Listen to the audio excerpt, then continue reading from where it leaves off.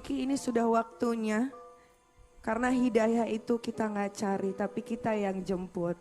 Jadi kalau kita nggak jemput hidayah itu nggak akan pernah datang ke diri kita. Karena terkadang kita suka tidak sadar. Lagian kan gue udah bilang, gue gak gila-gila masuk surga, say. Gue di neraka juga udah gak apa-apa. Setelah menjadi sorotan karena mengomentari kepulangan Habib Rizik lalu berseteru dengan Mahir @tuwailibi, Nikita Mirzani kembali menyita perhatian. Sebuah cuplikan video yang memperlihatkan dirinya bicara tentang neraka mendadak viral. Enjang! Lagian kan gue udah bilang, gue gak gila-gila masuk surga, say. Gue di neraka juga udah gak apa-apa. Happy, ketemu teman-teman gue banyak. Siapa tahu nanti gue bisa bikin acara di situ. Ketemu Michael Jackson. Nah, ketemu Michael Jackson. Ketemu siapa lagi? Penyanyi reggae cewek yang meninggal gara-gara overdosis itu siapa? White siapa tuh? Amy Whitehouse. Gue ketemu Amy Whitehouse. Cuplikan video tersebut diunggah ulang oleh akun Instagram @fuadbah. Tampak Nikita Mirzani tengah mengadakan tanya jawab dengan para follower. Nikita Mirzani, gue enggak gila-gila masuk surga, di neraka juga enggak apa-apa.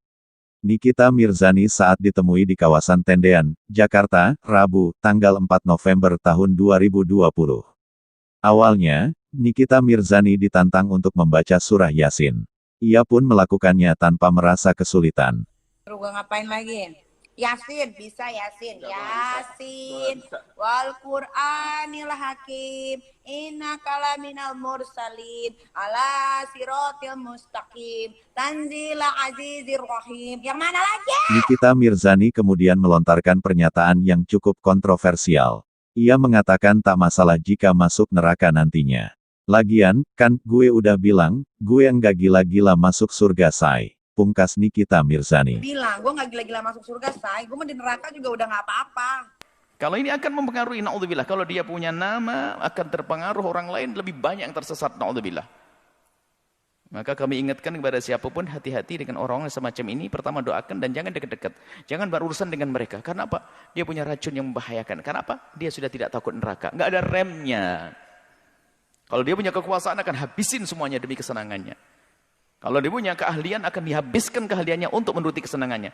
Nggak ada hitungan surga, nggak ada hitungan neraka. Itu manusia berbahaya. Semoga Allah menjaga kita semua, menjaga iman kita semuanya. Menurut